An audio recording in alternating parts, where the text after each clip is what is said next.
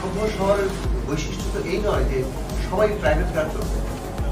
আমাদের পুরো পলিসি মনে হচ্ছে যে সবাইকে একদিন করে একটা প্রাইভেট কার চলতে হবে এবং প্রাইভেট কার রাস্তায় অনেক চলছে, এটা হচ্ছে আমাদের উন্নয়নের প্যারামিটার। এবং আমরা যেদিন সবাই একটা করে প্রাইভেট কার চালাতে পারবেন তখন আমরা ভাববো যে আমাদের এটা চরম শিখরে পৌঁছেছে। পুরো জিনিসটা আমাদের বদলানো দরকার এবং এখনই বদলানো দরকার। আমাদের প্রত্যেকেই শহরটা থাকতে হবে। একটা শহরে আমরা সবারই বাসিন্দা অথবা যারা ভবিষ্যতে বাসিন্দা হবে কিংবা অন্যান্য শহরের ক্ষেত্রে আমাদের তো ঈদ থাকবেই, একটা বছরের দুটো ঈদ আমাদের, মানে এটা তো আমরা বন্ধ করে দিতে পারবো না।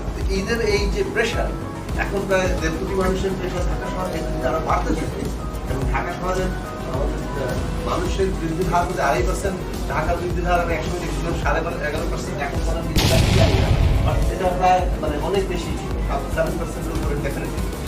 এই বৃদ্ধি যদি অব্যাহত থাকে তাহলে ঢাকা শহরের মানে বসবাসযোগ্যতা কিন্তু ধীরে ধীরে কমে যাবে।